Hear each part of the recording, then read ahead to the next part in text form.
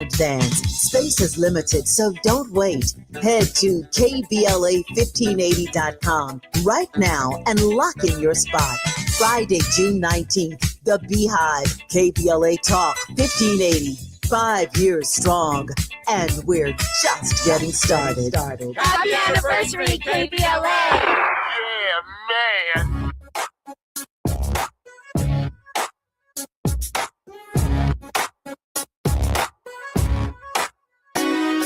Jesse Jackson Jr. Show.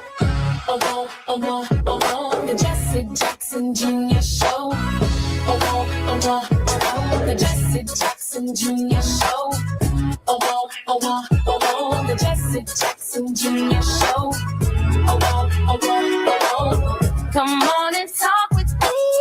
Come on and listen to me. Come on and talk with me. Come on and listen to me. KBLA, Talk 1580, download the app.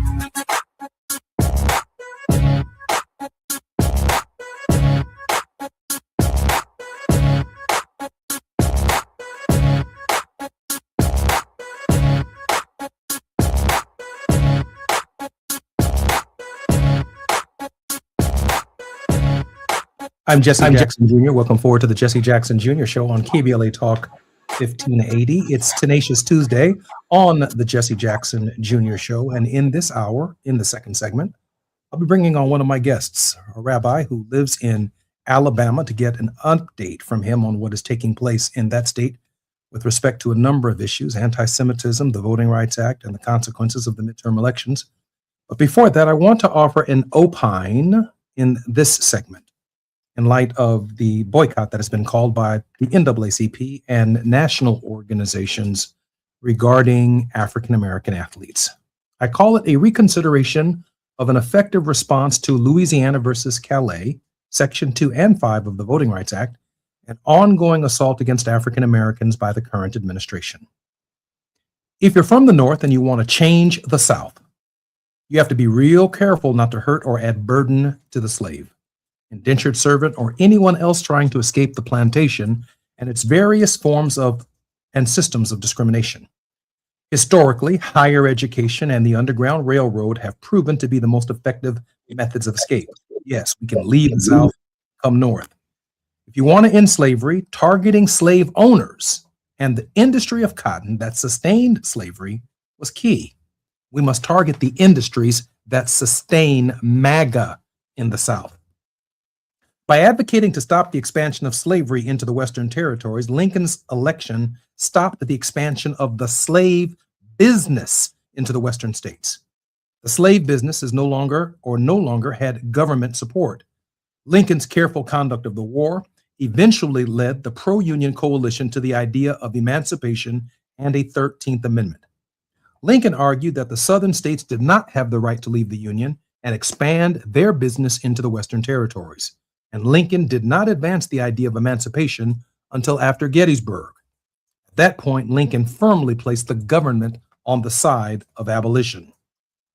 Therefore, a poor kid and his family trying to escape poverty in the South, the consequences of slavery and centuries of discrimination in the South with an education that we've all asked them to get, may not be the best thought out approach to ask a 17-year-old child and their parents, many of whom just finished high school or never attended college themselves, whose only hope and opportunity to escape poverty, to give up on that one opportunity is asking a lot. As a people, we've survived, by the grace of God, a genocide, but our response must not be fratricide, brother on brother violence. Some of our kids are being offered scholarships at these big schools because we fought for these big schools to offer them scholarships, including the resources that they've earned with their names, images, and likenesses. Unlike the Lincoln government, the Trump government is not on our side. In fact, the Trump government is giving aid and comfort to the slave business. If we want to strike a blow for freedom, emancipation, and democracy, consider the architects of industry in the South that are anti-union, anti-raising the minimum wage, anti-sustaining a livable and a thriving wage, the architects and industry that sustains current political behavior. In this moment, we should give thoughtful consideration to Lincoln's approach. He's often vilified for his actions and his inactions, and even for his delays. But some of these considerations are considerations that he had to give thought to so as not to create additional burden for the potentially freed men and women. He was well advised by Frederick Douglass and others. As food for thought, should our largest, I'm going to say it again, our largest and oldest African American organizations be directing what we should do with our own children? Or should we be challenging, or should they be challenging, the largest, most influential companies in the entire region, the South, in the most powerful nation on earth, coordinate our appropriate response of our political and economic disenfranchisement? It's easy to kick our children in the behind, but it's not the best use of their time, our organization's time, or our leadership's. Methinks they should be fighting the fight at the highest level and not live beneath their organizational privilege.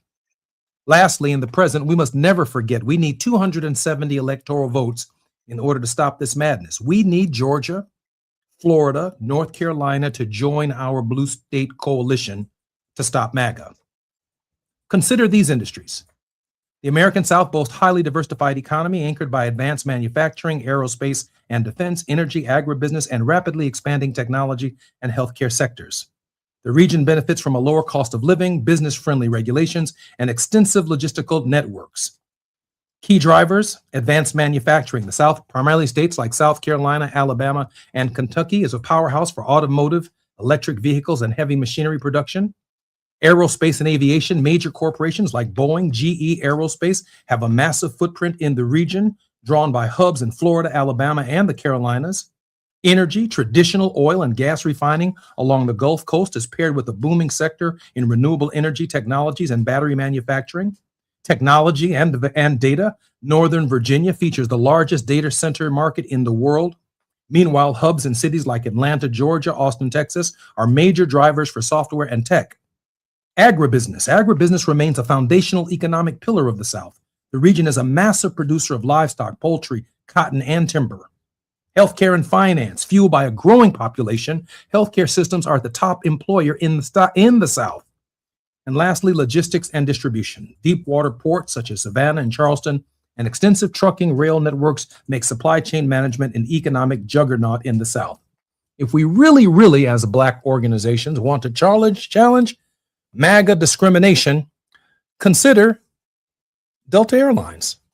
They connect the South through Atlanta in every major Southern location. That's how you get to the South, many of these small airports. My point is this, and it is only this, that our organization should not be living beneath their privilege.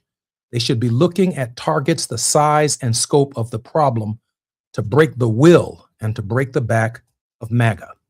I'm Jesse Jackson Jr., listening to the Jesse Jackson Jr. Show. When we come forward, Rabbi Michael Rothenberg will be joining us, and at the top of the next hour, we'll be listening to an amazing interview between Tavis Smiley and Jim Clyburn. More when we come forward right here at KBLA Talk 1580. It's afternoon drive time with Jesse Jackson Jr. Only on KBLA Talk 1580. Lots of places can expose you to identity theft. Oh no. That's why LifeLock monitors hundreds of millions of data points a second for threats to your identity, which is way more than anyone can do on their own. If we find anything suspicious, like new loans or changes to your financial accounts, we alert you right away, all through text, phone, email, or the LifeLock app. Get the alerts that could make all the difference. Save up to 40% your first year with promo code NEWS at lifelock.com. Terms apply. There's a lot of uncertainty in the world right now. Things are changing fast and no one knows what comes next. Times like these make you realize just how important it is to be prepared. That's where My Patriot Supply comes in. They're America's #1 most trusted resource for survival food, solar power, water filtration systems, and more. Go to preparewithamerica.com to unlock a special offer that'll help you get ready for whatever comes our way. Go to preparewithamerica.com to see the special offer right now. That's preparewithamerica.com. We all hear the radio ads about the IRS. They tell you to be afraid, to be scared, and they try to frighten you into calling. I'm not here to do that. Tax Relief Advocates is different. TRA is here to tell you that if you owe money to the IRS, whether it's $5,000, $50,000, or $500,000, we have a solution. It doesn't matter if you're sitting in your car, at work, or with your kids. No matter where you are, call now. 800-550-9651. Don't lose hope. TRA can eliminate or reduce what you owe to the IRS. Generous programs are now available that can give you a fresh start. Our passion is taxes and helping individuals fix their IRS problems. We have over 1,000 5-star reviews on Google and an A+ with the Better Business Bureau. You don't need to be afraid of the IRS any longer. End your tax nightmare today by visiting us online at TRA.com or call 800-550-9651. That's 800-550-9651. Tax Relief Advocates. Real solutions for real people. By texting 64,000, you agree to receive recurring automated marketing messages from IQ Bar. Message and data rates may apply. No purchase required. Terms apply. Available at eatiqbar.com/policy/terms of service. I've got good news and bad news. Here's the bad news. Most protein bars are packed with sugar and unpronounceable ingredients. The good news? There's a better option. I'm Will, and I created IQ Bar plant protein bars to empower doers like you with clean, delicious, low-sugar brain and body fuel. IQ Bars are packed with 12 grams of protein, brain nutrients like magnesium and lion's mane, and zero weird stuff. And right now, you can get 20% off all IQ Bar products, plus free shipping. Clean ingredients, amazing taste, and you'll love how you feel. Refuel smarter, hydrate harder, caffeinate larger with IQ Bar. Try our delicious IQ Bar sampler pack with 9 plant protein bars, 8 hydration mixes, and 4 mushroom coffee sticks. And now you can get 20% off all IQ Bar products plus free shipping when you text radio to 64,000. Text radio to 64,000 to get your 20% off. That's radio to 64,000. Now back to more of Jesse Jackson Jr. on KBLA Talk 1580. The Jesse Jackson Jr. Show. The Jesse Jackson Jr. Show. The Jesse Jackson Jr. Show. The Jesse Jackson Jr. Show. King Polly Polly drops the beat. Come on and talk with me. Come on and listen to me. Come on and talk with me. Come on and listen to me. KBLA Talk 1580. Download the app.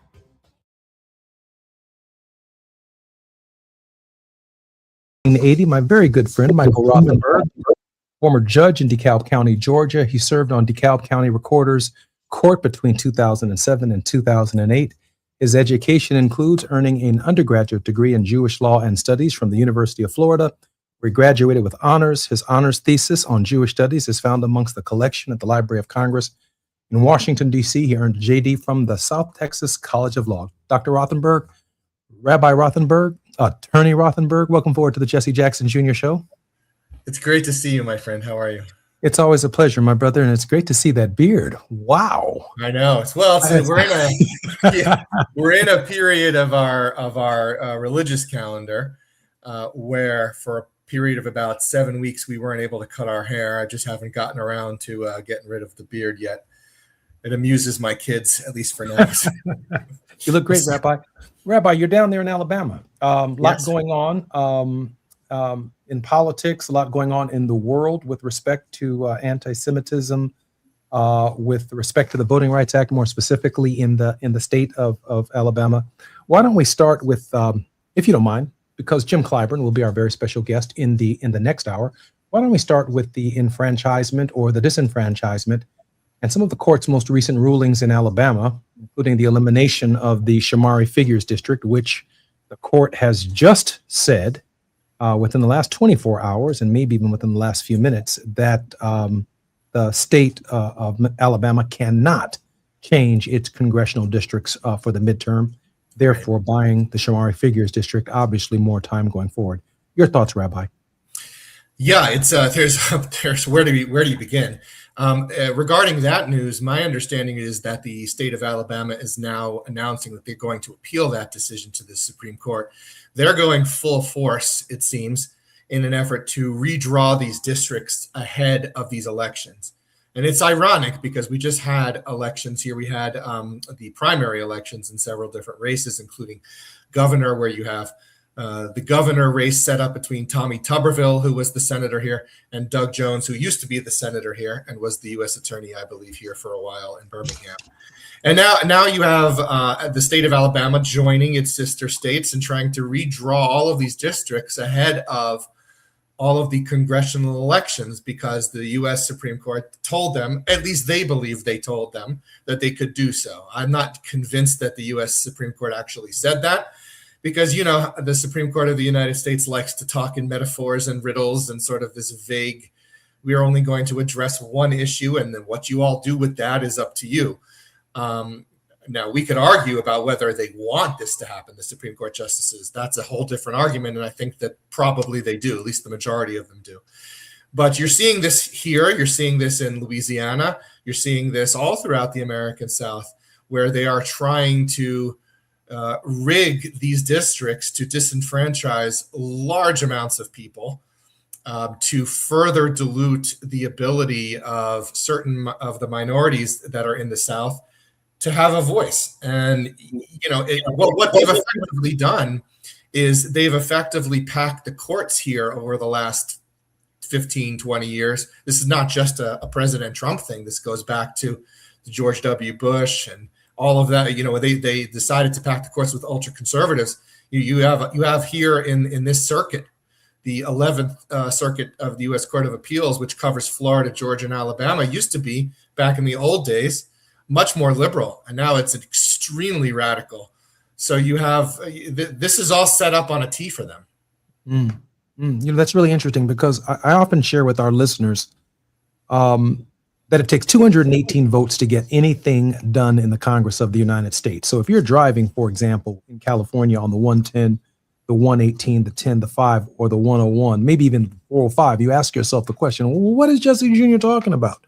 Or what is KBLA talking about? Why are they focusing on elections in Alabama and not here in Los Angeles, even though we do both? The fact of the matter is, you brought up an interesting point about judges in Alabama being able to draw lines because those lines can determine the effective representative of the voices that they do send to Congress, that in order to get something done, we need 218 of those voices for healthcare, for housing, to fight right to work laws, to fight a pro-union agenda, a human rights agenda in the state of Alabama and in the state of California. And we are not allowed the liberty to disengage from what's taking place in Alabama and how these lines are drawn because they affect the behavior of the Congress of the United States and ultimately the behavior of the country itself. And so if I'm on the 405 and I think that I want to focus on California, I don't want to focus on Alabama, or I don't care what's going on in a congressional district in the state of Illinois, or I don't care what's happening in New York or Tennessee or any of these other congressional districts, you should care because those are the pro-environmental votes. Those are the votes that fight against racism and anti-Semitism in the South. Those voices do matter on the floor of the Congress, Rabbi? 100%. If you're in California, it should matter to you what's going on in rural Alabama, what's going on, for example, in Selma, in that district, what's going on in Birmingham, in that district, what's going on in Montgomery, Alabama, in that district, not just from a historical point of view, which is that it was the birthplace, you could argue, of much of the civil rights advancements of the 50s, 60s, and 70s, but they are trying to remove the Congress people, the men and the women that represent probably, I don't know the number off the top of my head, but I'm guessing it's millions of people, in an effort to reduce the number of votes that could oppose the SAVE Act, that could oppose wars that the country doesn't want, that could oppose, for example, whether California gets certain federal funding or not, based on the whim of the executive, whoever the executive is at that moment. Congress's job is I always say Congress is maybe more important than the presidential election in almost every area. I think certainly when it comes to pardons and other things, the president is the sole person there. But the Congress is where the sausage is made, for lack of a better expression. And so if you live in New York, if you live in Chicago, LA, wherever you might be, it matters to you whether or not a district in, let's say, Arkansas is being changed so that people can be disenfranchised, so that vote now goes away. People always say, well, why did they try to impeach President Trump twice? They didn't have the votes. Well, they would have had the votes had people gone out to their congressional elections on election day and voted. And what they are trying to do is they are starting to realize, especially in Georgia. You mentioned Georgia earlier. I used to live there, especially in that state where you have a very growing blue population.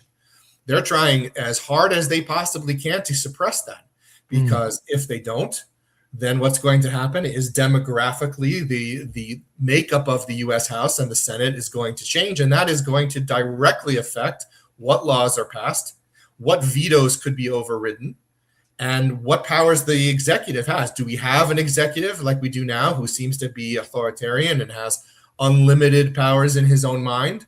Or do we have a Congress whose job it is to rein that person in and make them follow the laws? That matters. So it matters not just what's going on in the big districts, but here in the South, throughout the South, it matters. Mississippi, another state that this is dealing with this, Mississippi and Alabama, are basically sisters in this. Very, very deep red MAGA, but has a very large and growing population, that things are changing in the South. And I think that's frightening the powers that be. I think it's also very interesting that when I think about Congressman Jim Clyburn, who within the last hour, the South Carolina legislature, the Senate, opposed, at least 12, I believe maybe 13 senators opposed the idea of redrawing Congressman Clyburn's district, or implementing a more conservative map that would have potentially eliminated Jim Clyburn's district out of the state of South Carolina. On the Democratic side, it means a whole lot, because Jim Clyburn is that kind of influential figure. When we get finished with the Iowa caucuses, we go to the New Hampshire primary, and the first primary, where African Americans actually participate on a scale that is commensurate with their numbers, comes out of South Carolina. And Jim Clyburn's influence in helping determine who the Democratic nominee is, who's on the ticket with the Democratic nominee, and future Supreme Court justices, that voice is a proven voice that led to Kamala Harris and Ketanji Brown Jackson, which are votes that we need not only to break ties in the Senate, but they're also votes that we need in the Supreme Court itself, in order to hold a conservative Roberts Court accountable. Ketanji Brown Jackson owes her seat in South Carolina in large measure because that congressional seat and the influence of Jim Clyburn in that state matters. Now, on the other hand, there are not enough Democrats out of South Carolina to swing the electoral votes for the state of South Carolina to vote for president of the United States. And because that's a winner-take-all system, even though Democrats may vote in Jim Clyburn's district, the state, when it votes for a Republican candidate for president, that presidential candidate usually wins the entire state's electoral votes. And while in Alabama, we may have Congresswoman Sewell's congressional district and Shamari Figures' district, theoretically 2 electoral votes for a Democrat out of Alabama if they win the state of Alabama, because of the winner-take-all system towards the electoral college votes. But when we think about other states, in order to help Democrats get to 270 electoral vote, every time we lose a for sure African-American Democratic vote, or Hispanic vote, or Asian American vote, or Native American vote, and we lose that state, those are votes that are counted towards the 270 electoral votes that MAGA needs to elect a president. Remember, the presidency is not a popularity contest. It is an electoral college contest. And Donald Trump was looking for 11,700 votes in the state of Georgia so that he could win the state of Georgia. And under the winner-take-all electoral college scheme, it would have guaranteed him enough and to be president, I believe, maybe as early as 2000, the very election that he was complaining about, which is why he was looking for enough individual votes to accomplish that fact. That's true in Alabama as well. Am I right? Am I right, Rabbi? Yeah, absolutely. I mean, you mentioned Congresswoman Sewell, who is a legend. Obviously, Representative Clyburn is an icon and a legend. I don't think, in my opinion, that Joe Biden would have been president without Representative Clyburn. I don't think Justice Jackson would be Justice Jackson without Representative Clyburn. So I think what's going on is the sycophants that are around the chief executive. I don't think he has the mental capacity to fully understand all of the ramifications, but I think his people do. And I think that they go about saying, we need to really take this guy out, because if we eliminate that voice, then we don't have to deal with this. My personal opinion is that the Electoral College, it should be abolished. Absolutely. It's an atrocity that we still do this in this country. If you look at and people will say, well, the founders, everything the founders did is like the Bible itself. But the founders did that because, there weren't anybody in Wyoming. We didn't have a Wyoming back in those days. We didn't have, you have 2 senators from Wyoming and 2 senators from California. It doesn't make any sense. But you're right. It's a winner-take-all system in almost every state. I believe Maine is different, and there's one other. I can't remember which one it is. But here, you could have a Representative Sewell be elected and be a voice to be the sort of the one that reins in the other side, even though the Democratic nominee, whoever he or she is not going to win the state of Alabama. But I would also say, if you have that mentality where Alabama's lost forever, then we wouldn't be in a situation like we're seeing in Texas right now. So, our very special guest in this hour is Rabbi Michael Rothenberg, a judge in DeKalb County, Georgia. He served on the DeKalb County Recorder's Court between August 2007 and August of 2008. Judge Rothenberg is our very special guest at the top of the hour. In our next hour on Tenacious Tuesdays, Tavis Smiley will be interviewing Jim Clyburn for an uninterrupted half hour. Hoping everyone will tune in at that hour. I'm Jesse Jackson Jr., listening to the Jesse Jackson Jr. Show on KBLA Talk 1580. It's afternoon drive time with Jesse Jackson Jr. Only on KBLA Talk 1580.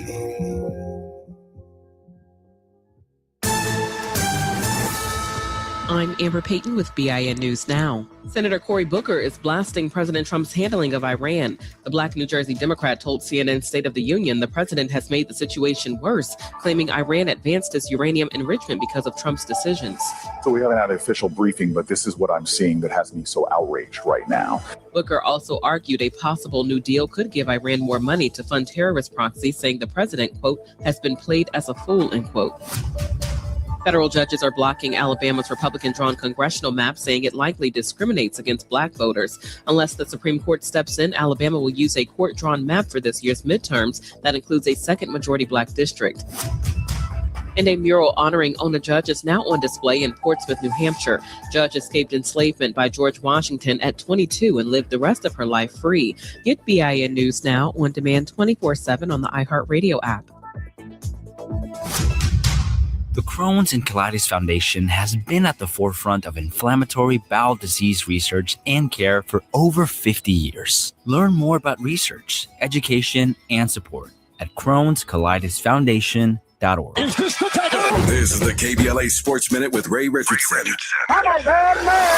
A lot of people are calling it the best playoff run in NBA history. You can make a good case for the New York Knicks after they swept Cleveland in the Eastern Conference Finals. The Knicks have won 11 straight playoff games and have suddenly become a potential favorite to win the NBA championship. Knicks fans in Los Angeles are rejoicing over their team making it to the NBA Finals for the first time in 27 years. The Knicks will have plenty of time to rest and prepare for the finals, which tip off June 3rd. The Western Conference Finals will go at least 6 games. San Antonio and Oklahoma City are tied at 2-2. Game 5 is tonight in OKC. Congratulations to the baseball team at HBCU Alabama State. Alabama State won the SWAC conference title Monday with an 8-6 win over Florida A&M. The victory gives Alabama State an automatic bid to the NCAA tournament. No debates, no speculation, just the info you need. That's your KBLA Sports Minute. I'm Ray Richardson on KBLA Talk 1580.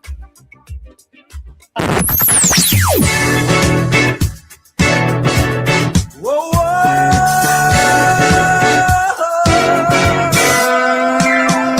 This is KBLA Talk 1580.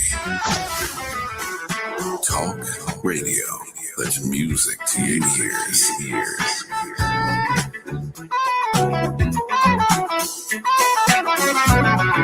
We're unapologetically progressive. KBLA Talk 1580.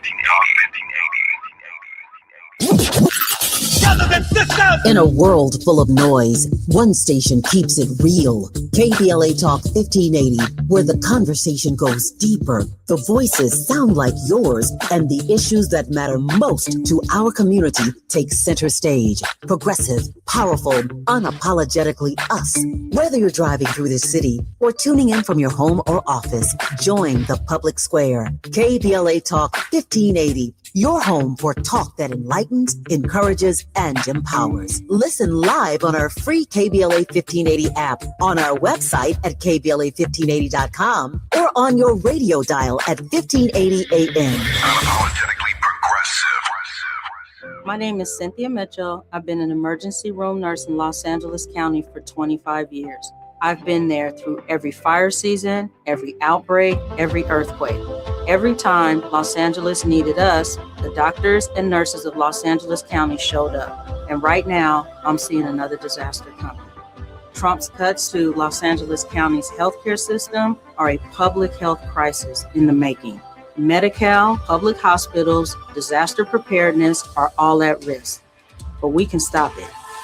Measure ER fights back against these cuts. For a half a penny, we keep emergency rooms open, care within reach for working families, and doctors and nurses serving the communities we love. When you vote yes on Measure ER, you're not just voting for healthcare, you're voting for LA.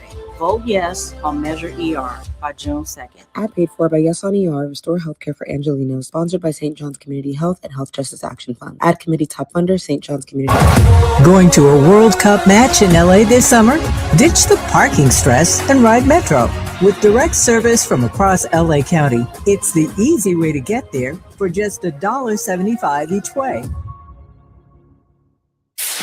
KBLA Talk 1580. We've got a lot to talk about. KBLA Talk 1580, connecting you with services and solutions. 10 Toes In serves as a mentorship and domestic violence prevention program. They support, educate, and empower couples during and after incarceration. They assist male returning citizens to re-enter society successfully and to help them maintain a healthy relationship with their romantic partner. They offer a mentorship support group for formerly incarcerated men. 10 Toes In teaches its Intimate Relationships 101 curriculum at male prisons throughout the state of California. They host sister support group meetings for women who are intimately involved with incarcerated and formerly incarcerated men.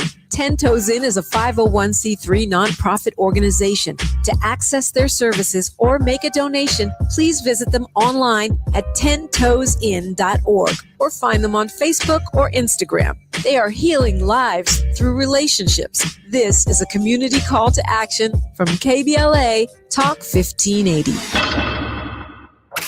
You're listening to Jesse Jackson Jr. on KBLA Talk 1580. The Jesse Jackson Jr. Show. The Jesse Jackson Jr. Show. The Jesse Jackson Jr. Show. The Jesse Jackson Jr. Show. King Volley, drop the beat. Come on and talk with me. Come on and listen to me. Come on and talk with me. Come on and listen to me. KBLA Talk 1580. Download the app. I'm Jesse Jackson Jr. Welcome forward to the Jesse Jackson Jr. Show. We want to take this opportunity to be reflective and to remember the fallen. In light of the fact that we were not on the radio live yesterday, we have not lost sight of the men and women who've sacrificed since the inception of our nation that we might be free. Grateful to those families and to those service members for their sacrifice. At the top of the hour, Tavis Smiley will be interviewing Jim Clyburn right here on the Jesse Jackson Jr. Show. Representative Clyburn has some very important points brought out in the Tavis Smiley interview about redistricting, about the current state of African American politics and the challenges that confront us for voting going forward, and what we must do to ensure that Democrats regain control of the Congress in the next election. There are elections taking place all over the country today, and we should not be unmindful of the fact that if you have not voted, we need you to go out and vote. In this hour, Rabbi Michael Rothenberg graduated from law school, worked as an associate at a small law firm in Roswell, Georgia.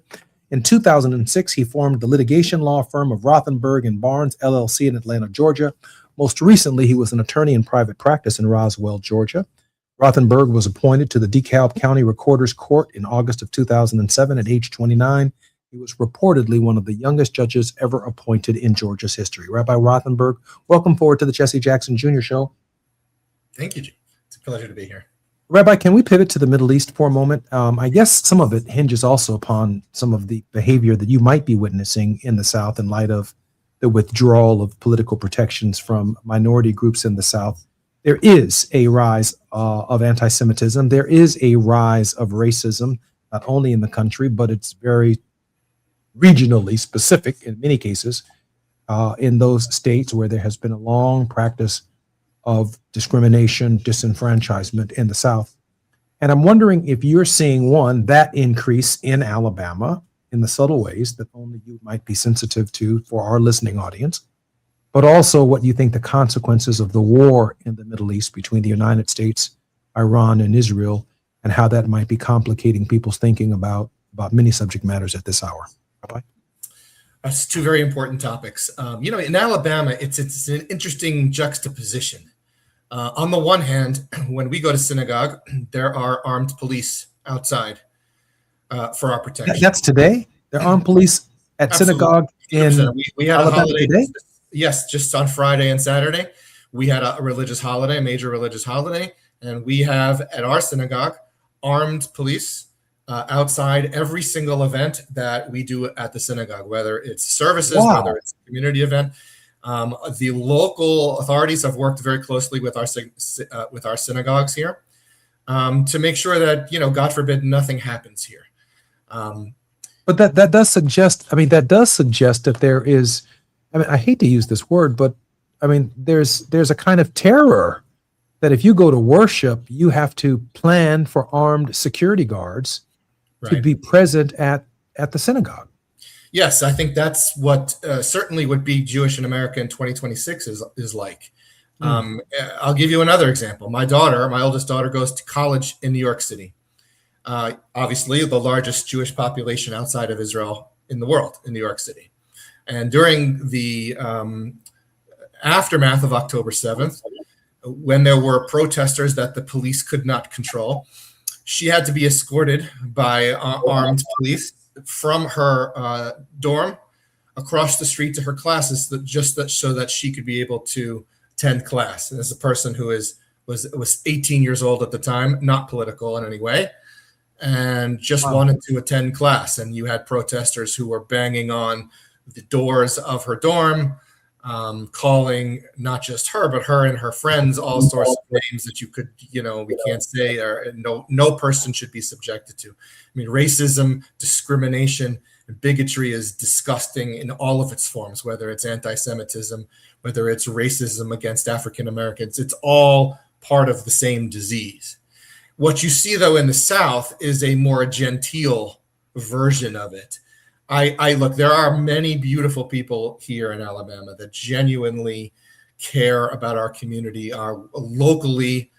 I personally have never felt embarrassed or ashamed or afraid to go and wear my head covering out in public, or be with my obviously Jewish children who dress and look that way.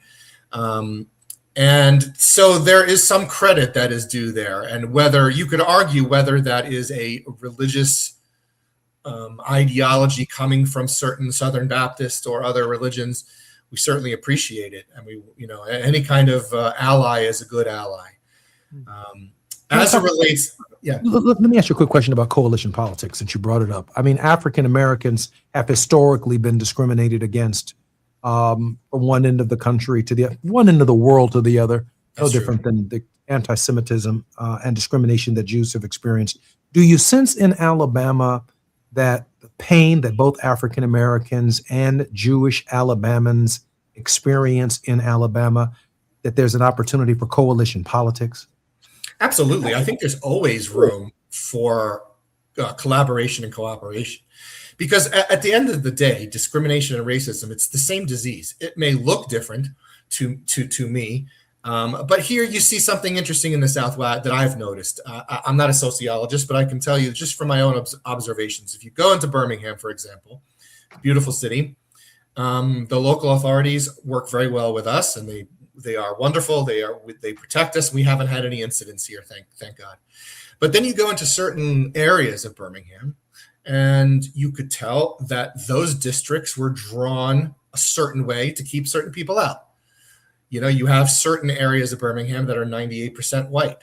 You have certain areas of Birmingham that are 98% African American. Why is that? And so you say, my children ask me that question, and I say, it's to me, it's still a form of segregation. It's just not out there. Like in Alabama, they're not out there with hoses anymore. They're doing things more surreptitiously. And I don't call out Alabama just Alabama. This happens throughout the South. It's done in a more genteel way, right? They're trying to redraw districts. Oh, but we're not trying to discriminate against people. We're trying to. This is what the president and the Congress does. But at the end of the day, the effect is the same. And what it does is it removes people like Congresswoman Sewell, for example, from office. And those individuals are there as the check and balance on the majority. And that's the way that the founders designed the country. So while it may not be as open and obvious, it does exist. To say that racism and discrimination does not exist, and it's not just the South. It happens in the North as well. It happens in every major city. Yeah. The South Side of Chicago, the district that I represented in Congress for 17 years, is a Voting Rights Act district, just like Congresswoman Sewell's and Shamari Figure's. But that's also because of the history of housing discrimination in Alabama that drew us or forced us to live on certain sides of town, and we were not welcome de facto or de jure on other sides of town. And the end result of it is the idea that Congress itself has to be desegregated. So you draw the lines not because they're squares or they're circles or they're rectangles or triangles. You draw the lines to give people an equal opportunity of having their voices heard on the floor of the Congress of the United States without filter. That's the history of the Voting Rights Act. It doesn't create the racial dynamic on the other side of town, but it is a remedy to the fact that we can have, as we did in the previous century, an all-white Congress or an all-Christian, so-called Christian Congress, where different points of view are not welcomed on the floor of the Congress. I know, Rabbi, we're going to have more time when we come forward to discuss this and other issues, but I do want to move your attention to the conflict in the Middle East and whether or not it is also exacerbating domestic sentiments. I'm Jesse Jackson Jr. You're listening to the Jesse Jackson Jr. Show on KBLA Talk 1580. One of my close and dearest friends, Rabbi Michael Rothenberg, who is down in Alabama. I'm getting a feel for him on what's really, really going on from our children and perspectives that matter. More on KBLA Talk 1580 when we come forward. While you're stuck in traffic, we can at least bring you up to speed on the news of the day. You're listening to Jesse Jackson Jr. only on KBLA Talk 1580.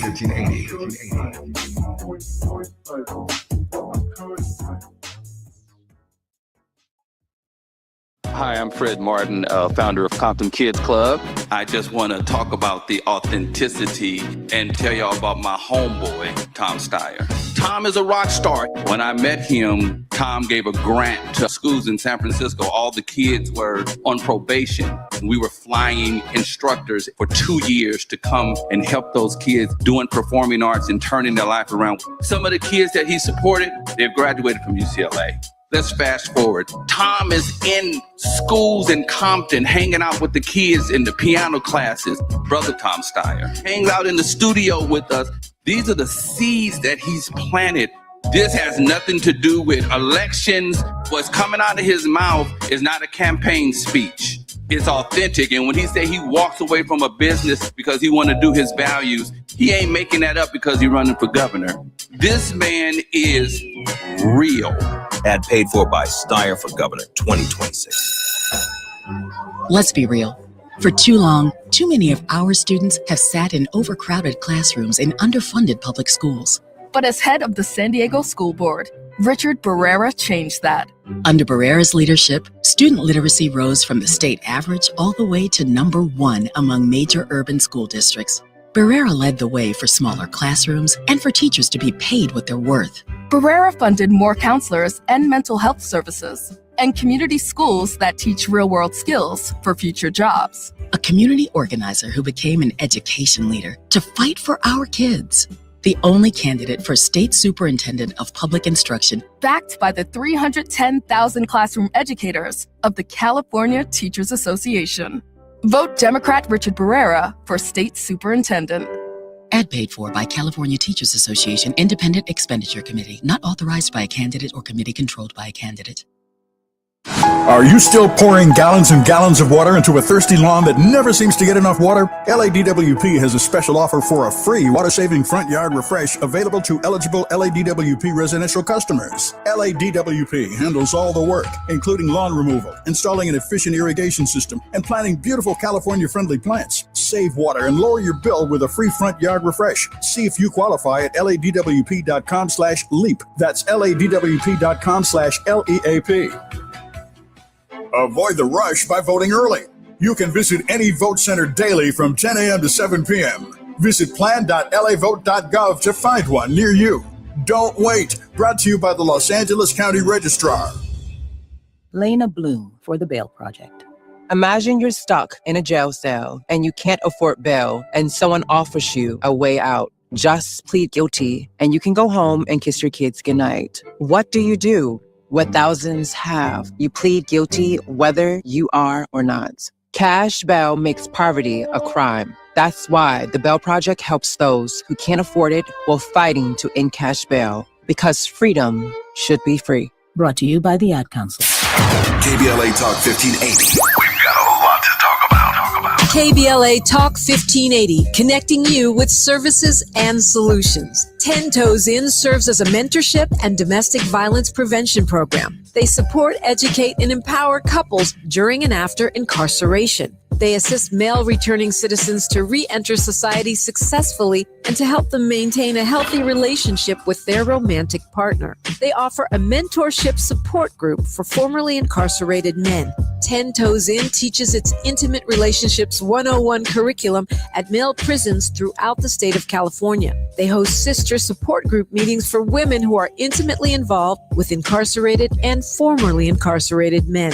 10 Toes In is a 501c3 nonprofit organization. To access their services or make a donation, please visit them online at 10toesin.org or find them on Facebook or Instagram. They are healing lives through relationships. This is a community call to action from KBLA Talk 1580.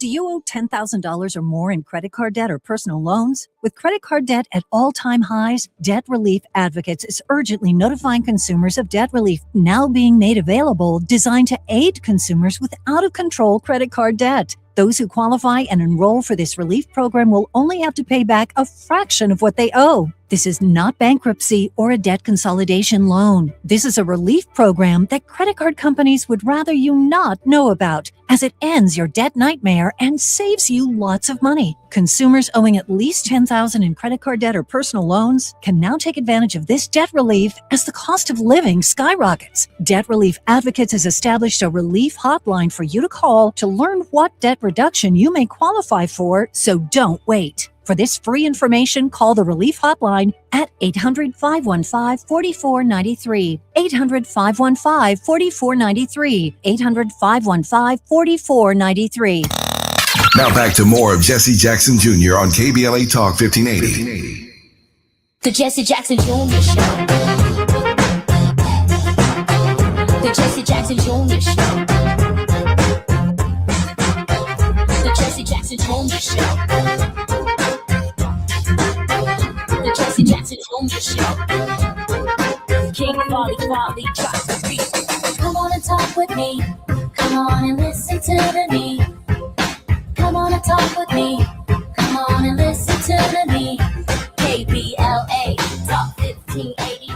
Download the app. I'm Jesse Jackson Jr. Welcome forward to the Jesse Jackson Jr. Show. It's Tenacious Tuesdays on the Jesse Jackson Jr. Show. And at the top of the hour, Tavis Smiley will be conducting an interview for uninterrupted hour, a half hour, of Tavis talking with Jim Clyburn about the stakes relative to the midterms and the importance of majority-minority congressional districts and the attack and assault on Black people that we are experiencing, not only from the administration, but from the courts themselves. A very, very important interview.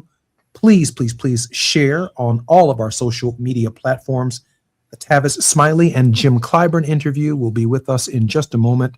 Please share these posts now. In this particular hour, I'm grateful, however, that we will be at the end of that program on the grind with Barbara Arnwine, where for the final two segments of our show, we will unpack the Tavis Smiley and Jim Clyburn interview.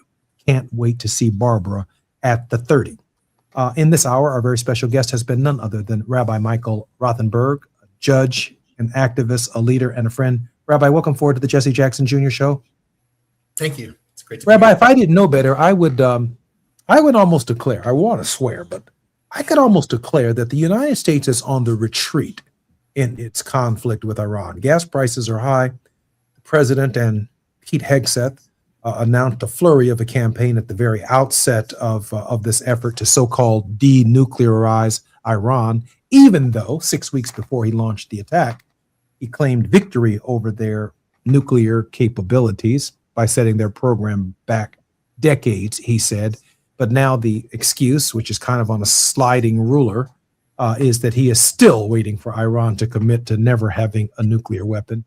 But the reality is gas prices are going up, food prices are going up. Our farmers are going to be missing certain planting seasons as a result of the absence of fertilizer. Rabbi, your thoughts about whether or not this conflict with Iran is going well, not going well, and what the long-term consequences could be. Yeah, it's an interesting issue. I look at it from two different lenses. I look at it from the lens of an American citizen, and I look at it through the lens of an observant Jew. I'll take the second one because that's the easier one. The former Ayatollah of Iran was, in my opinion, a theocratic terrorist, a man who would stone women to death for showing their hair, a man who would kill people who are in the LGBTQ community. This was an evil human being, a person who wanted to get nuclear weapons so that he could achieve his dream of wiping Israel and specifically the Jewish people off the map. So I don't weep for the fact that the Ayatollah does not walk the earth among us anymore. As an American, however, I look at it like a failure in the sense that if your stated mission was to go in there and create a free and democratic Iran, you didn't do that. That was what you said. I mean, the president said, that was his idea. He is also claiming victory for reopening the Strait of Hormuz, which of course was open before this happened. As an American who had to pay, I was recently in Florida and I had to pay $5.02 a gallon to fill my car up. This is direct impact of this. And of course, the president and certain other people that are around him say, well, it's typical, just a little bit of pain in order to achieve a certain goal. But the goal that he claims to have achieved, I don't see it happening. I don't believe that Iran is ever going to say that they're going to give up their aspirations for nuclear weapons. And if they tell you that and you believe them, then you're a fool. But he will use that to claim victory in this conflict. But what he has done is created a very difficult situation for Americans with no plan to get out of it. Very similar to his healthcare plan, which I think we're still waiting for, that he said was going to be 2 weeks into it. So, if you look at it in totality, from a religious point of view, I have no issue with it. From an American point of view, they didn't finish the job. If you're going to do something like this and all of us are going to suffer, then there better be a tangible result and a tangible benefit to the citizens of the U.S., and there just isn't. Rabbi, we have about 2 minutes before we come forward on the Jesse Jackson Jr. Show. I always ask my guest in the final 2 minutes of the program to offer a word of hope, and would love for you to do so. Yeah, I think things are dark in our country. There's difficult times for everybody, not just financially, but racism is still in existence. I mean, you look at this as a person of faith. How could that be in 2026 when we are supposedly so enlightened? Why does this happen? What can we do to eradicate it? I would say the most important thing is to not allow outside forces to divide us based on race, gender, political belief, whatever differences that they want to achieve. We are better together. At the end of the day, we're all human beings. We live in this country. We are all Americans. We have to respect everybody's point of view and their background and where they come from. And I would say that ultimately, if you are a person of faith, even if you're not a person of faith, anybody who believes in morality can believe that we can go back to the roots of what runs through this country, which is at the end of the day, love your neighbor as yourself. And if you do that and we come together, we as a united people of Americans can overcome any kind of tyranny that will exist in the world. And that to me is the beauty of what the founders created. Rabbi, can't wait to have you back before July 4th and during the 250th anniversary of the nation's founding. Looking very much forward to your perspective. Thank you for joining us on the Jesse Jackson Jr. Show. Thank you for having me. It's great to see you. I'm Jesse Jackson Jr. You're listening to the Jesse Jackson Jr. Show. It's Tenacious Tuesday on the Jesse Jackson Jr. Show, and we will have momentarily a very important interview with one of the leading figures, iconic figures in American politics, Jim Clyburn. A rare interview, 30 minutes, uninterrupted with Tavis Smiley, right here at KBLA Talk 1580. Barbara Arnwine will be joining us shortly after the interview to unpack the conversation between Tavis Smiley and Mr. Clyburn. Jim Clyburn is the first African-American and the only African-American to represent the state of South Carolina in the Congress of the United States in Second Reconstruction since Brown versus the Board of Education in 1954. That's just how long Jim Clyburn's service in Congress has been. He has a historical memory of the Congress of the United States that matters to every African-American, Hispanic, Asian American, and every minority that serves in any legislative body, not only in Congress, but across our country. Jim Clyburn is the very special guest of Tavis Smiley right here at KBLA Talk 1580. When we come forward, our leader, Tavis Smiley, will be conducting an important interview. More on the Jesse Jackson Jr. Show at the half hour. KBLA 1580 Santa Monica. Hi, I'm Tavis Smiley, and this is a special election year conversation with Congressman James Clyburn of South Carolina, one of the most influential Democrats in Congress. He's been in the House since 1993, rose to become the number 3 Democrat in leadership, and famously helped rescue Joe Biden's 2020 presidential campaign with a single endorsement just days before the South Carolina primary. At 85 years young, he's decided to run again, even as Democratic colleagues like Nancy Pelosi and Steny Hoyer step aside. He says this moment is too important to sit out, and he means it. Clyburn has spent this midterm year fighting the SAVE Act, a Republican bill requiring proof of citizenship to register to vote, which he's compared to Jim Crow-era voter suppression. He's calling it a defining battle for the future of American democracy. Democrats are laser focused on flipping the House in November, and Clyburn is one of the key voices making that case. So what does he see coming? What's at stake? Why is he running? What about voting rights? So many questions, so little time. Let's get started. Congressman Clyburn, how are you, my friend? I'm fine. Thank you so much for having me, and I'm looking forward to the discussion. It's good to have you on. Thank you for your time. Let me just jump right in, and I want to start with this notion of voter suppression. We'll get to the SAVE Act, I promise you, in a moment.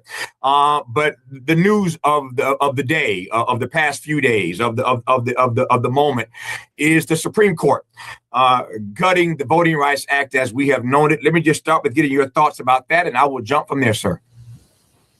Well, I think that we should have seen this coming. I certainly did. Way back when the Supreme Court first handed down its decision in the so-called Citizens United case. It was in that case that the Supreme Court elevated corporations to be individuals and also allowed dark money to be brought into the process. Before that time, if you were to take money, you had to say where you got it from. Now you don't have to say that. I said at that time, I wish I had written an op-ed piece on it. I said, this could very well be a decision that will be on par with the Dred Scott decision. Now, I said that because I could see what would happen to the political process. Now, we come a few years later, and here comes the case of Shelby v. Holder, taking away Section 5 of the 1965 Voting Rights Act. Now, we see the Cali case taking away the second section of the Voting Rights Act, Section 2. So what do we have left now? Nothing. Now, because of that decision, we've got Louisiana, Tennessee, Mississippi, Alabama, South Carolina, Florida, all decided to immediately redraw their congressional districts and eliminate these congressional districts from which African Americans were getting elected. We now have around 59 African Americans in the House of Representatives. When they finish this drawing, we could very well have right around 39. And other states say they're not going to do it this year, but they're going to do it for 2028. And in 2028, we will see ourselves, I think, less than 20 African Americans in the United States Congress. When I used to teach history, I used to have students who thought history was so boring and we ought not be talking about things that happened way back yonder. I used to say to my students all the time, anything that's happened before can happen again. And so when I started seeing these things happening, I sat down to write my third book that I call The First Eight. And it's about those 8 African Americans that served in Congress from South Carolina before me. But this wasn't just about those 8 personalities. It's also about how they left office. They left office, the last one in 1897. And then it was 95 years between George Washington Murray, number 8, and yours truly, number 9. 95 years. Because the Supreme Court started reinterpreting what the 13th, 14th, and 15th Amendments really meant. 13th Amendment freed the formerly enslaved. 14th Amendment gave them the due process of laws and equal protection of the law. 15th Amendment gave them the right to vote. But the Supreme Court started reinterpreting what that really meant. And what did it lead to? You got the right to vote, but you don't have the right to register to vote. And that's what led to the March on the Edmund Pettus Bridge. It was about voting. At the time of that march, in March 1965, only 3%,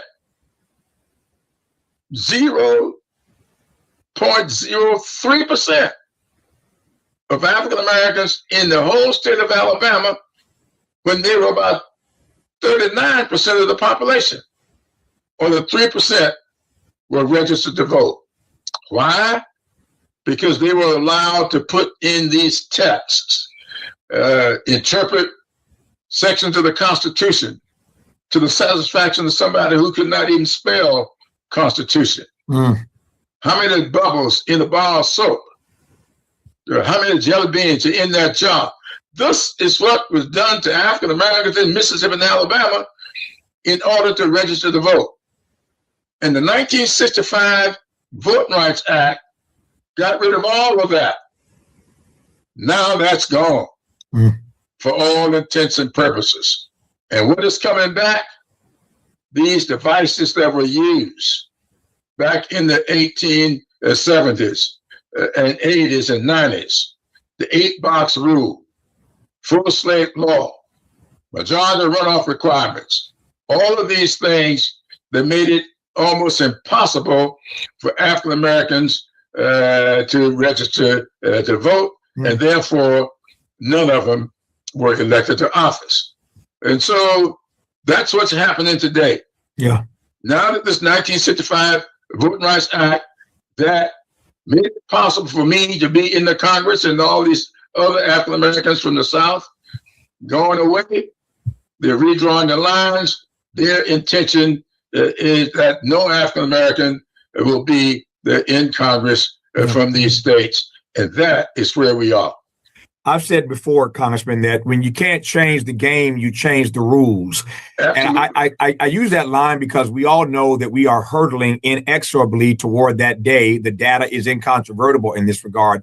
We're headed toward a day where in a few years from now, for the first time ever, this country will be majority minority. People of color, as you well know, will outnumber our white brothers and sisters for the first time in the history of this country. So that's why I use that phrase. If you can't change the game, you change the rules. It seems to me that there are forces that are trying to slow down that impending reality. They're trying to slow down that day when they will be outnumbered.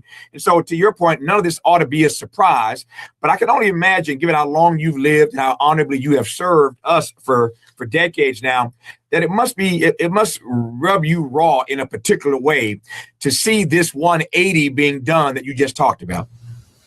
Absolutely, it does. In fact, just before I got on the air, I received a text from one of my daughters, and then I was on the phone conversation about another of my daughters, one who a lot of people thought would probably run for the seat I hold if I had retired. And I said to this person on the phone, I would be very, very upset today if I had walked away from this office and put her in what I see coming. I don't know if I could live with myself. The text I got was from another daughter. The 8th Circuit Court of Appeals just threw out, null and void, all of the protections that rural communities, Black communities had from the FCC non-discrimination rules. They've gotten rid of all of that. And now communities that needed to be protected so they could get broadband, they don't have to do it anymore. They can discriminate against them. If they decide now to redline communities for internet deployment the same way they did for home loans, that's now back in vogue. It means that what we could very well see is a return to Jim Crow as it was in the 1860s, 70s, 80s, and 90s. And what will that give us as a country? Yeah. Let me pivot now to the SAVE Act. I mentioned earlier, you sort of teed this up a moment ago, so I want to just follow you. As I said earlier, you have spent this year fighting the SAVE Act. That is that Republican bill requiring proof of citizenship to register to vote. You made the eloquent point earlier that back in the day, you had the right to vote, but you couldn't register to vote. And so the SAVE Act fits nicely, I think, right now in this conversation. You've compared that SAVE Act that Republicans are pushing to a Jim Crow era voter suppression tactic. Say more about the SAVE Act and why you've been so aggressive in your opposition to it. But the same act sets up all kinds of mechanisms that can be used to vote. Voter ID. What would be voter ID? Even a picture on your voter registration card, photo ID. Well, that's not all that bad. But the question is, who determines which photo ID works? One of the examples that I've been using is that when they first started photo ID, they laid it out as to what IDs would be acceptable.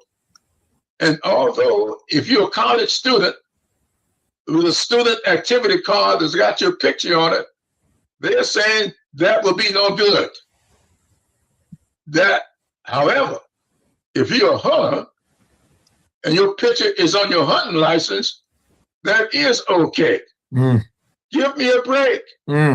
So when people see the SAVE Act and all the stuff they got in it, you better look at it. They call Save America Act. Save America from whom? And for whom? That is what we got to ask when people put these pretty little names on these bills, like they say, is this big, beautiful bill. One of the ugliest things that ever happened to ordinary low-income people in this country was this so-called big, beautiful bill. It gave all kinds of tax breaks to wealthy people, while at the same time taking away low tax breaks for low-income people. Yeah. I want to circle back to the story you told so beautifully and so lovingly and so eloquently about your daughters early in this conversation. I've learned over years of knowing you that you're going to bring your daughters up in every conversation. It's so clear how much you love your precious babies. They always seem to make a cameo in any conversation we have, and I think it's a beautiful thing. I raise that because the other way to read what you said earlier, Congressman, is that you have been in Congress for so long that you don't want to stick around to see the 180 that's being done to the important work that you've tried to lend your name and voice and support to over many decades. But yet at this age, you've decided to run again. The whole country was waiting to see what your decision weeks ago was going to be. Again, we all now know that decision, that you are running again. And I just wanted to ask a simple question. Why? Because I saw this coming. And when I sat down with the daughters during the Christmas holidays, we discussed these cases, these court decisions. We discussed things I've been writing about. And of course, we discussed thoroughly the book. We released the first 8 back on November 11th. So during this Christmas holidays in December, we discussed the book. We look at all of these things, and we looked at the trends that were happening. And it was said to me, hey, you got to stay and fight. And then I asked them what your friends are saying. They are saying, you've got to stay and fight. And so that's what I decided to do, to stay and fight.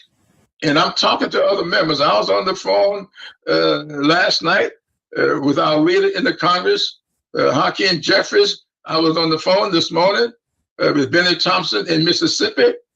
And later this evening, I'll be talking with our 2 members in Louisiana. We are not going to roll over. We are not going to see our children and grandchildren live the life that our parents and grandparents lived. And that's what they are planning in many places. Yeah.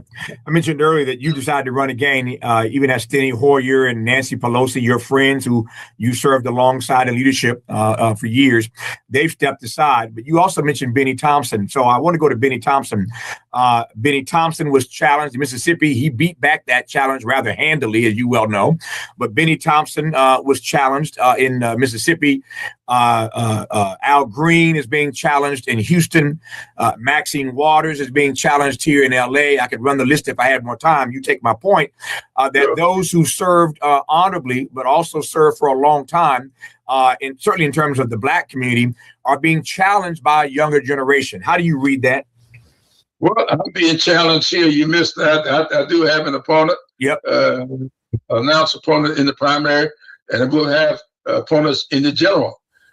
Look, we've got to understand a couple of things about our system.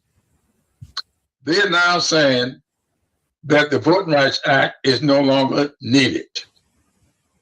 They have already started saying that seniority in the Congress is not what it used to be.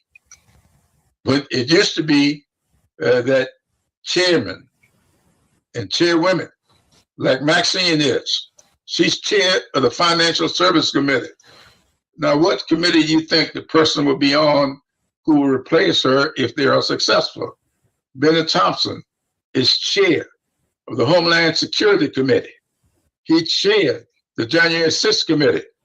What committee would the person be on if that person had defeated him? And these things still go on. And just as we're at the precipice of making breakthroughs with financial institutions, breakthroughs with Homeland Security issues, I will chair, if I am reelected, the Transportation and HUD subcommittees of the Appropriations Committee. Bobby Scott will chair the Education Committee. You've got Gregory Meeks up in New York will chair the Foreign Affairs Committee. That's what this is about, to decapitate the power that has been achieved by these African-American members of Congress. And I have not mentioned all of them. And not just the full committees, but these subcommittees as well. And so that is a big part of what's going on here. And I would hope that people will pay attention to that and not listen to these people who are putting everything out here on the internet, and you believe what they say. Yeah. You don't know who's putting that stuff out there. I tell people all the time, when you see your responses, you count your hits. Is that your popularity? Are those people following you, or are they trolling you? There's a big difference. I take your point. They could be trolling you and not following you. I hear you, Congressman Clyburn, dropping bars, and I love it. I'm in LA, as you well know. This is where I live, and I'm here every day doing my show. And LA happens to be the home of Karen Bass, who is running for re-election here as mayor of Los Angeles. She was your colleague in Congress for years, your friend, Xavier Becerra. We all saw recently on the CNN stage as part of the California gubernatorial debate. And I wonder if I can ask you about them individually. First, your thoughts about Karen Bass, first Black woman, first woman, period. Second African-American behind Tom Bradley, who I had the honor of working for. So she's the second African-American, the first woman to be mayor of this city in a tough re-election battle. Your thoughts first about Karen Bass, then we'll move to Xavier Becerra. I love Karen Bass. She is an incredibly smart woman. She is so even keel. And sometimes people mistake that kind of demeanor for weakness. Ain't nothing weak about Karen Bass. She's as tough as nails. And I do believe that a lot of times we in public office get blamed for things we have absolutely no control over. I approach life with the prayer of serenity in the forefront all the time. God, grant me the serenity to accept the things I cannot change, the courage to change the things I can, the wisdom to know the difference. That's Karen Bass. Serenity, courage, wisdom it all depends on what time it is as to what should be used. So I have no idea who her opponent is. I know who she is. And if I were in the Los Angeles, I'll be voting for her and working for her. Though since I'm not there, I can't vote for her, but I can work for her, and I am. Yeah. Now, Javier Becerra was my classmate. We got elected the same year. We served side by side. And one of the few things people may not know about Becerra knows the federal budget extremely well. We served on the so-called super committee together. I don't know if you remember that committee, but they put together this super committee that was chaired by Senator Kerry. That super committee met over a period of more than a year, trying to find ways to keep our government from going under because of overweight of debt. I got to know Becerra very well. Aside from serving with him, I got to sit with him day in and day out, working on the federal budget. Nobody was as knowledgeable about Social Security as he was. I often wondered his knowledge and his passion about Social Security, but it was amazing to him. I never shall forget. I made an expression in the meeting one day, and when the meeting was over, Becerra called me after the meeting. He says, "Now explain to me what you were saying today, because it sounded to me like you were willing to sacrifice some protections for Social Security in order to get this done." I'm not too sure that he may not have gotten me wrong on that, but I told him I will never sacrifice Social Security, but I will mind my language going forward. Becerra is that kind of person. And so I watched some of the debate from the other candidates. I've served with Katie Porter as well. She is a nice person, but if I were voting for governor in California, I would be voting for Becerra. And since I can't vote for him, I'm supporting him, raising money for him, and advocating for him as strongly as I possibly can. He's a great guy who understands the federal bureaucracy, and he is very passionate and compassionate. Yeah. Speaking of the federal bureaucracy, I've got 5 minutes left in this conversation with you. I want to turn my attention now back to the federal government. And I want to ask a broad question, and I'll follow you, Congressman. I mentioned earlier that you are raising your voice louder than anybody else about the opportunity, the potential that Democrats have to take back the House for sure, and maybe even the Senate. You laid out very nicely the power positions that many Black folk in Congress will be in if Democrats can take back the House. Benny Thompson and Maxine Waters and Gregory Meeks and yourself, you ran the list. Say nothing of Hakeem Jeffries becoming the first African-American Speaker of the House. So there's a lot at stake here. But I wonder if you might just take a few minutes to unpack, as you see it, what is in fact at stake for the future of this democracy.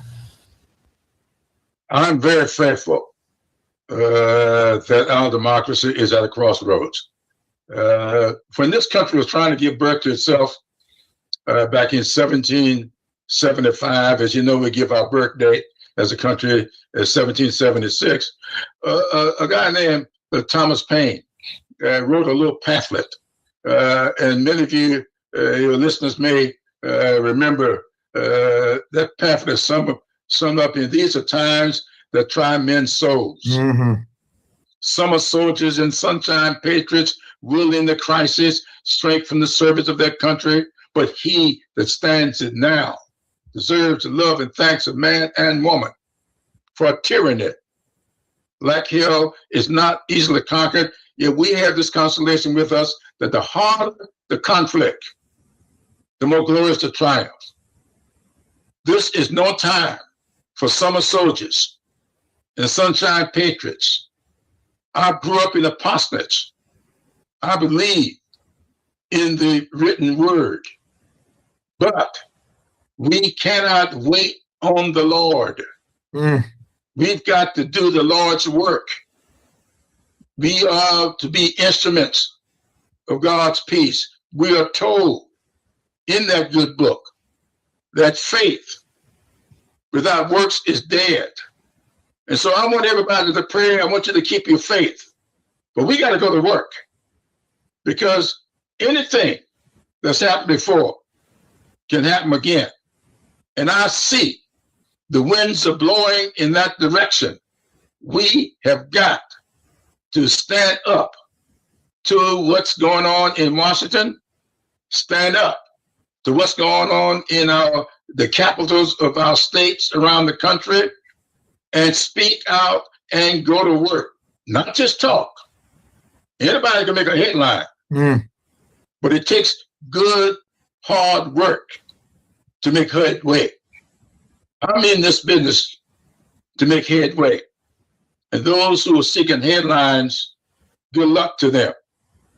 Our children are not going to get educated from headlines. They're not going to get future development with headlines. They're going to get those things only if we commit ourselves to doing the hard work to get through this period of time, and it's going to be challenging. I hear that distinction, Congressman, loud and clear. Headway versus headlines. Headway versus headlines. They're not the same thing. I hear you loud and clear. Let me offer this as my extra question, a two-part question. How hopeful are you about your reelection?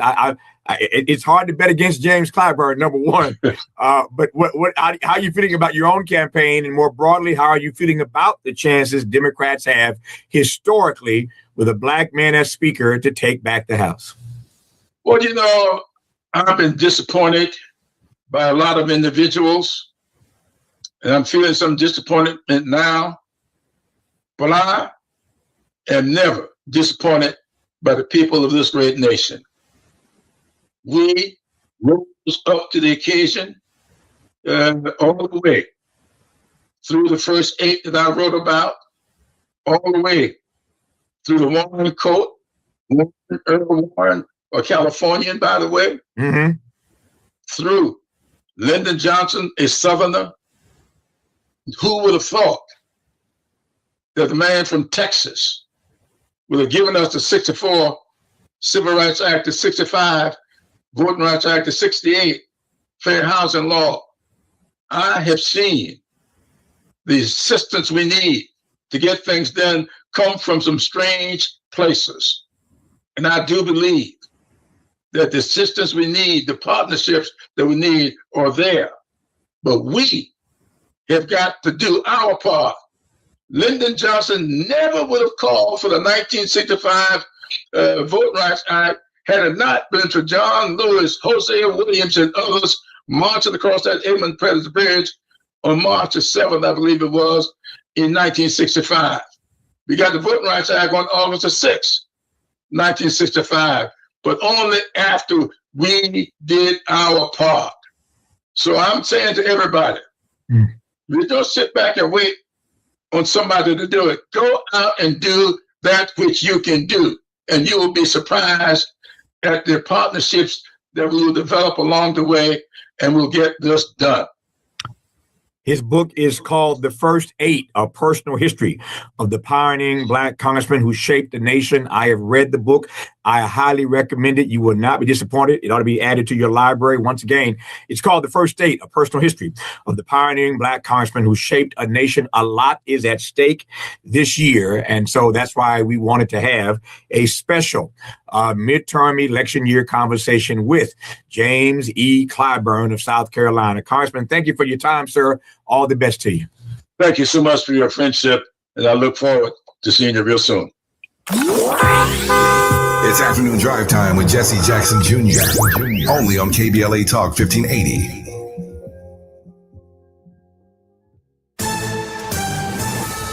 I'm Amber Payton with BIN News Now. Pope Leo is calling for human dignity to be protected in the age of artificial intelligence. But constantly keep the question of the human in play. In his first encyclical presented Monday at the Vatican, the first U.S.-born pontiff warned that AI and other technologies could fuel global conflicts. South Carolina senators are blocking a new congressional map ahead of this year's elections. A motion to end debate failed Tuesday, stopping the Republican-backed plan before the midterms. Republican Senator Richard Cash said he could not support it because voting had already started and absentee ballots were already sent out. And Kehlani is heading back on tour. The Grammy-winning singer announced the Kehlani World Tour Tuesday with 33 dates across North America. The tour starts August 6th in Minneapolis and wraps October 3rd in San Francisco. Tickets go on sale May 29th. Get BIN News now on demand 24/7 on the iHeartRadio app. The Crohn's and Colitis Foundation has been at the forefront of inflammatory bowel disease research and care for over 50 years. Learn more about research, education, and support at Crohn'sColitisFoundation.org. This is the KBLA Sports Minute with Ray Richardson.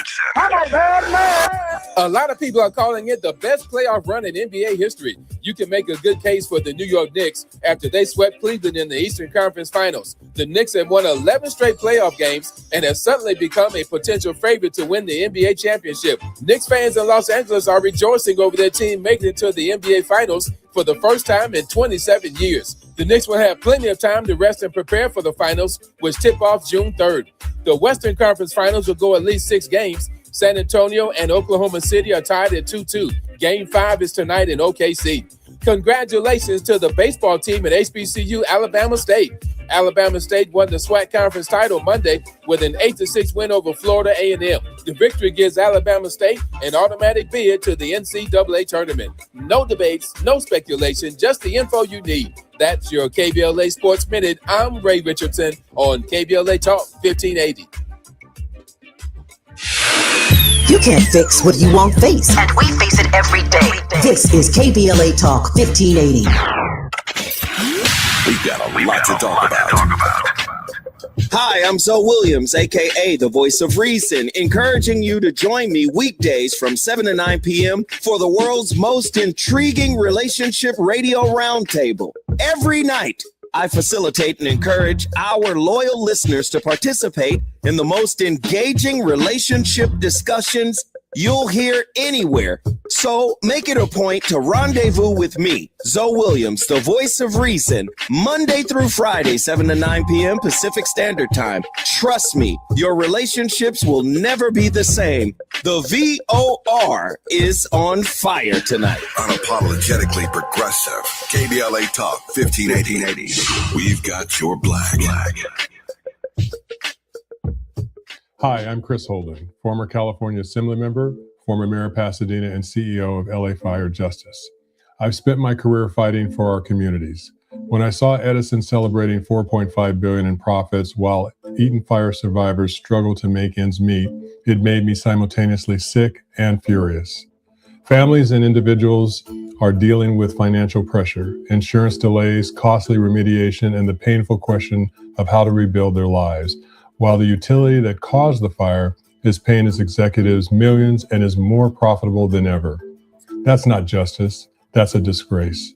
Join the lawsuit with LA Fire Justice to hold Edison accountable. We're here to help you, your family, and our community recover.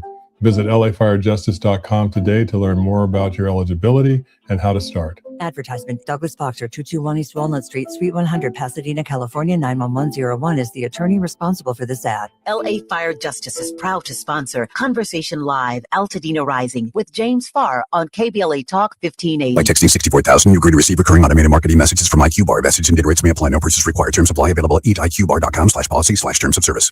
I've got good news and bad news. Here's the bad news. Most protein bars are packed with sugar and unpronounceable ingredients. The good news? There's a better option. I'm Will, and I created IQ Bar plant protein bars to empower doers like you with clean, delicious, low-sugar brain and body fuel. IQ Bars are packed with 12 grams of protein, brain nutrients like magnesium and lion's mane, and zero weird stuff. And right now, you can get 20% off all IQ Bar products, plus free shipping. Clean ingredients, amazing taste, and you'll love how you feel. Refuel smarter, hydrate harder, caffeinate larger with IQ Bar. Try our delicious IQ Bar Sampler Pack with 9 plant protein bars, 8 hydration mixes, and 4 mushroom coffee sticks. And now you can get 20% off all IQ Bar products plus free shipping when you text RADIO to 64,000. Text RADIO to 64,000 to get your 20% off. That's RADIO to 64,000. Lots of places can expose you to identity theft. Oh no.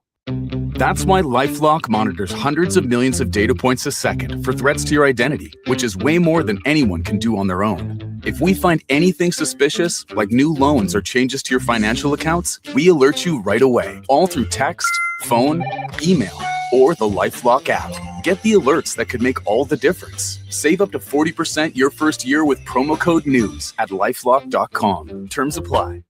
There's a lot of uncertainty in the world right now. Things are changing fast and no one knows what comes next. Times like these make you realize just how important it is to be prepared. That's where My Patriot Supply comes in. They're America's #1 most trusted resource for survival food, solar power, water filtration systems, and more. Go to preparewithamerica.com to unlock a special offer that'll help you get ready for whatever comes our way. Go to preparewithamerica.com to see the special offer right now. That's preparewithamerica.com.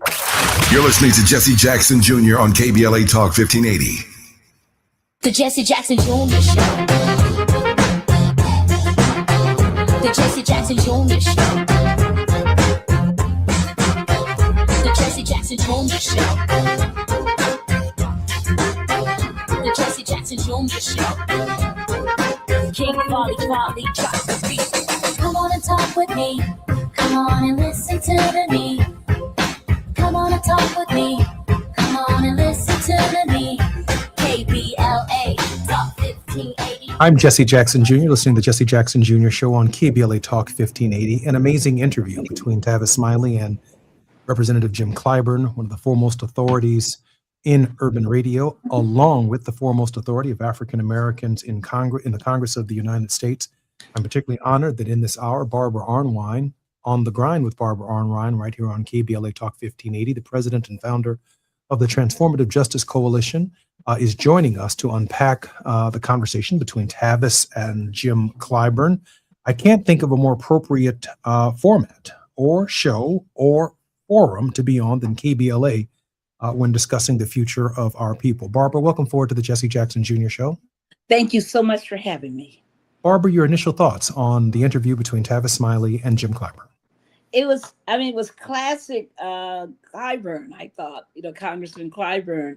He is such a historian, and I've always enjoyed that. He loves to recount history so people understand how we got to where we are now and what the implications are for the future.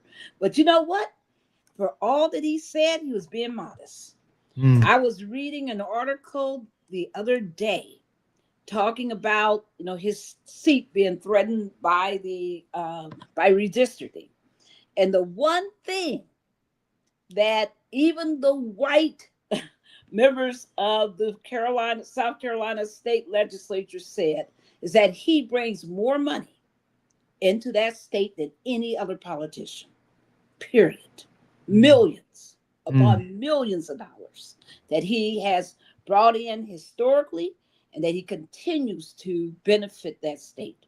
And they were saying, how absolutely silly it was to think that the state could just eliminate his district and have no consequences from losing his unique abilities to make sure that the state is well funded.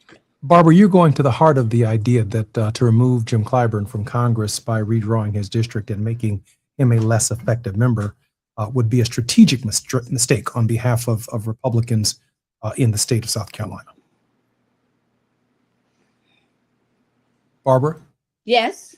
A strategic mistake if, in Yes. fact, Jim Clyburn were removed. And if Democrats were fortunate enough to regain control of Congress, he could continue the path of delivering for the entire state of South Carolina in ways that a freshman congressman can't.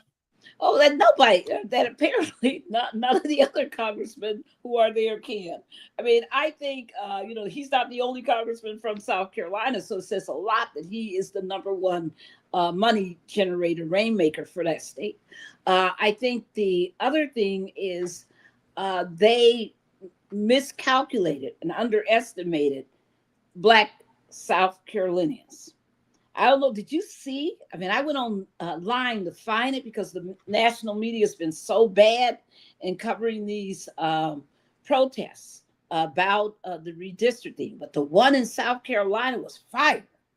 The African Americans who showed up in the gallery and with their white allies, and it got violent up in there for a minute. And but people were screaming and hollering about their rights, about the sacrifice that produced those seats. It was really, really powerful, and I was grateful to everyone. But I felt horrible to watch the guards, throw the people on the ground and all the other evil that happened. But their work worked. And guess what? Did you hear the number one reason? One of the white Republicans said that the number one reason, you heard it today during the news break, is that it was another smart thing that the African Americans did, is that they said, everybody, we got early voting starting. How dare them do this in the middle of early voting? Don't you dare be absent. Show up and vote. Be sure to get those ballots, your mail-in ballots, everything. And I have to give people credit that was one of the reasons you heard cited today on the newscast, was by one of the chief Senate Republicans, was that he just couldn't go for it when people were already voting. Now, why didn't that matter in Louisiana? Good point. Good point. Or Tennessee or Alabama.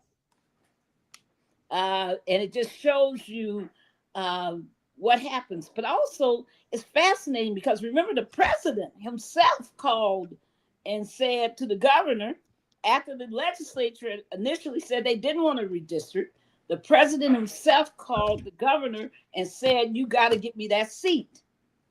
And that's what led to this whole effort. Remember, they were so desperate to try to take his seat that they were going to meet on Sunday, Pentecost Sunday. They're going to meet on Pentecost Sunday. And it took, that really set a whole lot of people off. They got angry. How dare you? How dare you? How dare you, do this on a Sunday, have a special meeting just so you can do this wickedness. Oh, it was good. Barbara, I think that I think also that some of us who oppose the seniority system in the Congress, they fail to recognize that for African Americans who gain seniority in the Congress, it is different than our white counterparts, either in the Democratic Party or the Republican Party. Jim Clyburn's institutional memory of Congress matters. The first 8 African Americans from South Carolina elected during First Reconstruction were Black. Jim Clyburn said it took 95 years from the moment the last African American in Congress in South Carolina left office to his election in 1993. Right. He has served in that seat essentially in Second Reconstruction, and given his age and given the desire by elements within the state to redraw the state, Jim Clyburn could be the last African American to serve in the Congress of the United States from South Carolina in what remains of this century. We could be talking about not electing another Black to Congress until 2100. Yeah. Which is what Jim Clyburn is also sharing with us in his modesty. And so, there's a lot to be said about we need some new, young, bright faces in Congress. But Jim Clyburn and other members of Congress, Maxine Waters, who are from that particular tradition, they matter to us as a people. Barbara, we have about just a few seconds before we come forward. Your final thoughts on Jim Clyburn before we get to some current issues in our next segment? Yes. I mean, I think that, he has made his really tremendous mark on the Congress. And I just think that we're going to see voters do what voters do. Voters show up, they make assessments of how they've been represented, and they will, make their decisions as to who they elect. And I think that one thing people forget is that the most beautiful thing about the Congressional Black Caucus is that it is, when it comes to the caucus, the most progressive wing of the caucus. I'm Jesse Jackson. I'm Jesse Jackson Jr., listening to the Jesse Jackson Jr. Show on KBLA Talk 1580. We're on the ground with Barbara Arnwine, recapping the amazing interview between Tavis Smiley and Congressman Jim Clyburn. More when we come forward to KBLA Talk 1580. While you're stuck in traffic, we can at least bring you up to speed on the news of the day. You're listening to Jesse Jackson Jr. only on KBLA Talk 1580.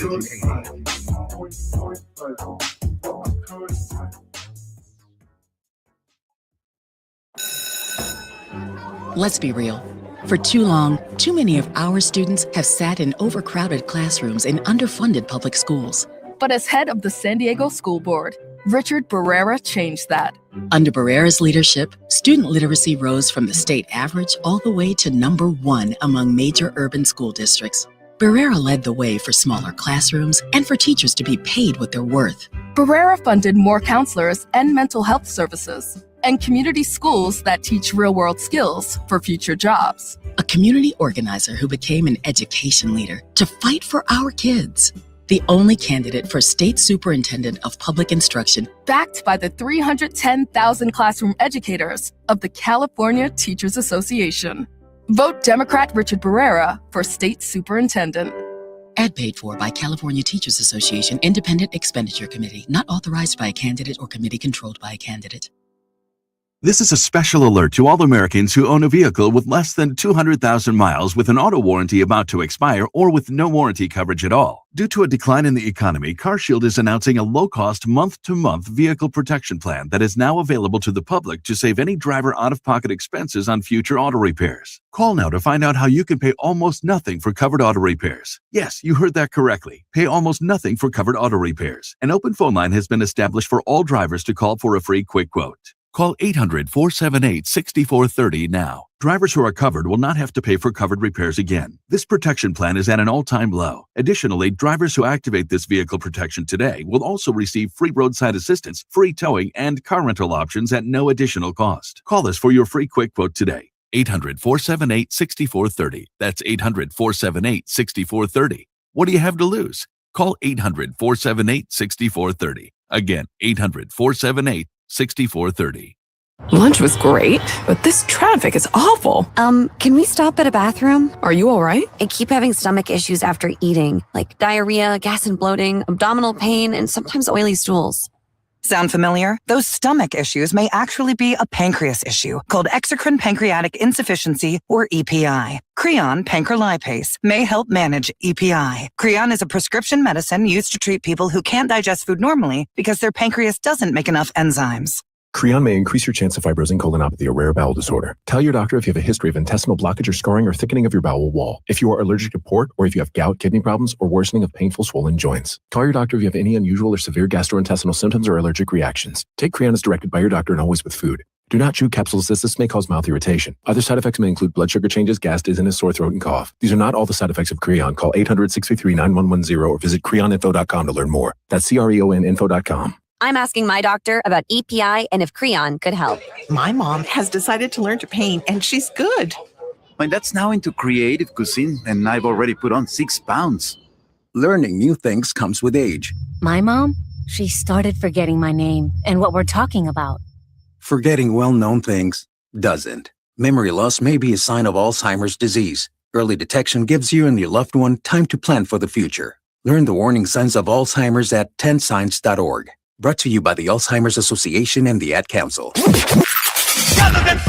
In a world full of noise, one station keeps it real. KBLA Talk 1580, where the conversation goes deeper, the voices sound like yours, and the issues that matter most to our community take center stage. Progressive, powerful, unapologetically us. Whether you're driving through the city or tuning in from your home or office, join the public square. KBLA Talk 1580, your home for talk that enlightens, encourages, and empowers. Listen live on our free KBLA 1580 app, on our website at KBLA1580.com, or on your radio dial at 1580 AM. Unapologetically progressive.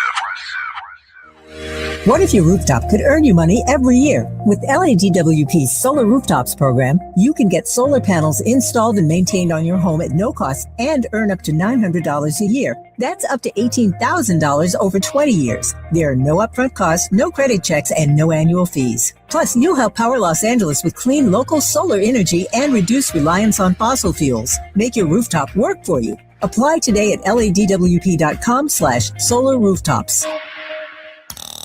Now back to more of Jesse Jackson Jr. on KBLA Talk 1580. The Jesse Jackson Jr. Show. The Jesse Jackson Jr. Show. The Jesse Jackson Jr. Show. The Jesse Jackson Jr. Show. King Quality, drop the beat. Come on and talk with me. Come on and listen to me. Come on and talk with me. Come on and listen to me. KBLA Talk 1580. I'm Jesse Jackson Jr. This is the Jesse Jackson Jr. Show on KBLA Talk 1580. We're on the grind with Barbara Arnwine. Barbara, I just have two questions for you very quickly, and then I want to go through whatever it is that you want to deal with in the remaining moments of our show. I'm very grateful that you had me on today as your very special guest. You were on wonderful. your very insightful show. I'm grateful for that. Barbara, speaking of seniority, 12 Republicans gave Jim Clyburn a reprieve in South Carolina today, and Republicans in the state of Mississippi are also giving a reprieve to Benny Thompson. Now, I can't promise that the reprieve will be there in 2028 or 2030 or 2032, but the relationships, just because they're Black, does not mean that they don't have relationships on both sides of the aisle and they worked effectively with everybody. Just being Black isn't just our agenda. Jim Clyburn has been championing and Benny Thompson have been championing the agendas of their states, and that's one of the reasons why they're so successful. Barbara? Numerosity. Also, don't ever forget numerosity. The huge Black population in Mississippi, 40% Black, probably more when you think about the undercount, and South Carolina, very heavy number. I think that one of the calculations I saw that they actually talked about, the senators talked about last week, was the danger of getting rid of his district and sending all those Black people into their districts. Did you see that? That's enough to get their undivided attention as well, isn't it? Darn straight. And they said these aren't just your, sleep at home, don't do nothing Blacks. These are organized, fiercely voting Black folks. That's and right. They said we could lose. They actually said there's a probability. This goes to what you were talking about earlier on my show. They said it's possible that if you split those Blacks into 3 or 4 of our districts, we can lose those districts. Mm-hmm. And so numerosity counts. I've always pointed out to people that when you talk about politics in America, you talk about 2 factors: numerosity and money. Barbara, we have about 6 minutes to the top of the show. You cover the entire country for us. Barbara, what can we do and what do you need us to do between now and the top of the show? I want everyone to vote. There is South Carolina. Keep on voting. Don't just stop right now. Keep that voting going. Keep that early voting going. That's important. Everybody, we all have family down in South Carolina. Call them. Make sure they're early voting. The other thing I want people to know is get ready for John Lewis. Good Trouble Lives On. Come on now. July 17th through 19th, we want to have the largest voter registration drive that we've seen since Freedom Summer 1965. The other thing I want people to know is that backtalkers. People say, what in the world is a backtalker? Well, Dr. Kimberly Crenshaw has her new book out called Backtalker. And and they're calling their summer school this year the Backtalker Academy. It starts tomorrow. I'm on the faculty of the summer school. Barbara, and so break you want to go Backtalker down for us. Deep, huh? Break Backtalker down for us. Backtalker is basically the practice of not taking what people tell you as fact and what you must do. is being resistant to the narrative that is put out there, where you say, no, wait a minute, that's not what I know, and it's back talking. Saying, no, you got that wrong. I'm sorry. You can't convince me of that.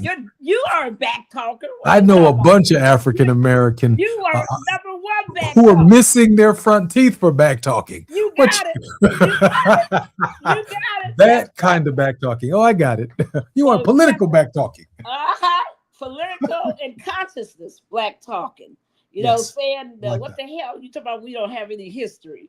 You want me to tell you what our history is? Right. It's back talking. So the Back Talkers Academy starts tomorrow, and if you want to be part of it, you can go to aapf.org,